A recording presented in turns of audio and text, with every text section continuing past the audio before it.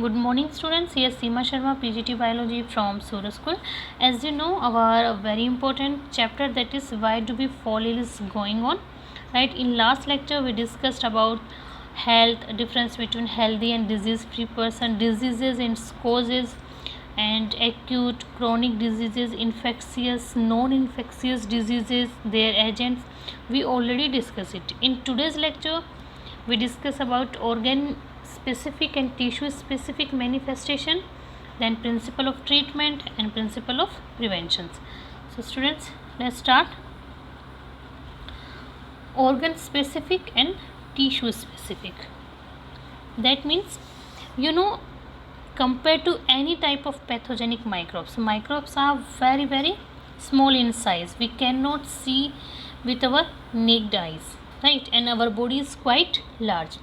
Thus there is many possible reasons, tissues and organs where a pathogenic microbes can go and stay. That means the microbes can enter in our body from the various path, right?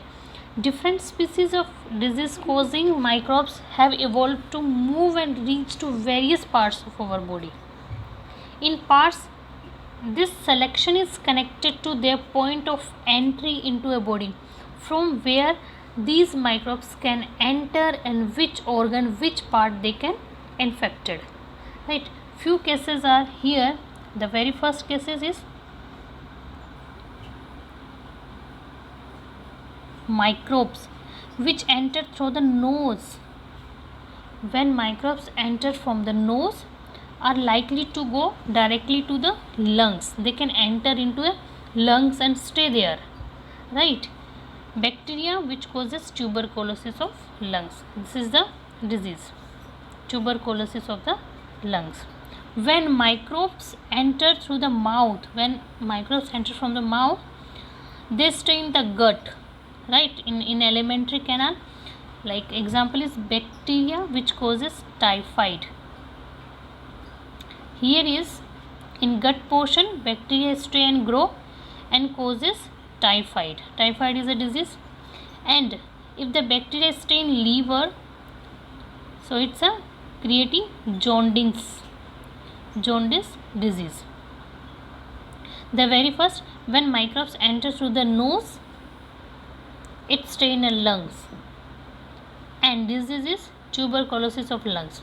When it enters through the mouth and stay in gut, so disease is typhoid. If it stay in liver, so it's a jaundice.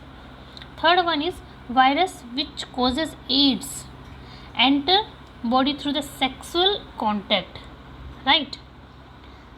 And it infect through the lymph to all parts of the body and weaken the immune system, damage the immune system. So that what happen, so many diseases can occur in a body because of immune systems are unable to fight against the diseases. Then similarly, virus which causes Japanese encephalitis, that means brain fever, enter the body through the mosquitoes bite. Okay, firstly mosquito bite the body, and this virus can enter and it will go reside and infect the brain and causes the brain fever. Now what in our next slide is a principle of treatment, right? There are two ways to treat an infectious disease. If someone is suffering from communicable diseases, so how can we treat it? There is two ways to treat a person. The very first is to reduce the effect of diseases. That means firstly it can be done by providing symptomatic treatment. We can provide treatment that will reduce the symptoms which are usually because of inflammation. Like you can see, this can be done by taking medicines. If you feel that you have a headache, if you feel loose motions, fever, right? So you take the medicines and take rest. So to conserve our energy. Okay, we can also have bed rest to conserve our energy, take the medicines. These steps will enable us to focus on healing. Okay, it reduces the symptoms, but to cure the disease we need to kill the microbes. To killing the microbes is a permanent, it's a method, right? Second is to kill the microbes. This can be done by taking suitable antibiotics or drugs. Drugs means medicines which kill the microbes. The disease is cured and we feel light and illness free. Okay, like the most common method, it is a very most common method to kill the disease causing microbes is to use medicines that kill microbes. Okay, we have to choose a specific drug that is effective against a particular group of microbes.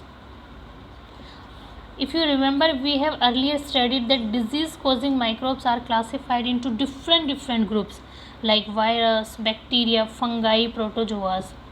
Each of these group of microbes have some essential biochemical life process which are peculiar to that group, not shared with the other group. Okay, so this biochemical process may be anabolic pathway. We can use antibiotics. For example, the bacterial anabolic pathway without affecting our own. This is what is achieved by antibiotics, like to kill the protozoas. Similarly, there is a drug that kill the protozoas like malarial parasitic. Got it? Now, principles of prevention. How can we prevent ourselves? While treating an infectious disease, following 3 limitations are normally used.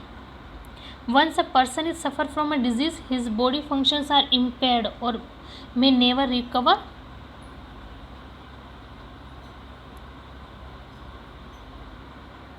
As treatment takes time, the patient is confined to bed for some time. The infected person serves as a potential source of spread to a unhealthy person to a healthy person. So, keeping in view these limitations, prevention is considered far better than that cure. If you heard one thing, then prevention is better than cure. Very first, prevent yourself. In corona days you are preventing yourself, na? Not going outside, using mask, using your sanitizers. It's a prevention. So there are 2 ways of prevention of infectious disease. The very first way is general ways and second is specific way. In general way, first, sanitation. Firstly, just clean your surroundings. Okay, public hygiene is a one basic key to prevention of infectious diseases. Public hygiene is the most important. If your surrounding is clean, so most of diseases automatically killed, right? Like if I'm talking about proper sufficient food for everyone will make proper healthy and to resist the infections. If proper nutrition, proper food is available for everyone, sufficient food for everyone will make people healthy and happy. So providing food is also nutrient. Balanced diet is very necessary for everyone. Airborne disease that caused by the airs, prevented by living in conditions that are not crowded, like pollution free, not so much crowded. Okay, we can prevent exposure by providing living conditions that are not overcrowded. Similarly, safe drinking water. Waterborne disease means in which diseases caused by the water. Safe drinking water can be provided to prevent exposure to waterborne microbes. This can be done by treating water with chlorination, filtration, lots of techniques here. Vector-borne infections can be prevented by providing clean environment, so that breeding place of vectors should be destroyed. Adult vectors killed by the suitable methods. These are the general ways of prevention. Specific ways, if I am talking about the specific ways of prevention, specific ways to prevent infectious disease is immunization. Okay. Specific ways of prevention of infectious disease related to a peculiar property of immune system that usually fight off microbial infection. Like in these days, corona days, what happened? We are saying again, just make your immune system strong so that you can fight against the diseases, right? So immune system play a very important role. Vaccination provide immunity from infectious disease like tetanus, diphtheria, whooping cough, measles and polio. Vaccination is a technique in which preparation of antigenic protein of pathogens, weakened or dead pathogens, are injected into a person to develop immunity in him without infection. The pathogens given a vaccine are unable to cause a disease but are sufficient to generate the primary immune response. Okay, vaccination is injecting, in a very simple language, injecting of a dead pathogens, weakened pathogens in a body, right, in a person's body, so that it's responsible to develop the immunity in him without any infections. This is the vaccination. Our body has an immune system which fight microbial infection. This is the first seen in an infectious microbes. It kill the microbe and remember it. The very first our immune system kill the microbe and remember that kind of microbe. When the next time when microbe enter the body, right, it respond more quickly as compared to first time. Vaccine mimic the infectious microbes and strengthen our immune system. Vaccines responsible to make our immune system more strong, okay, and protect our body from the infectious disease. Okay, thank you so much students for your attention. If you have any kind of query, then discuss with me in our doubt session. Thank you so much.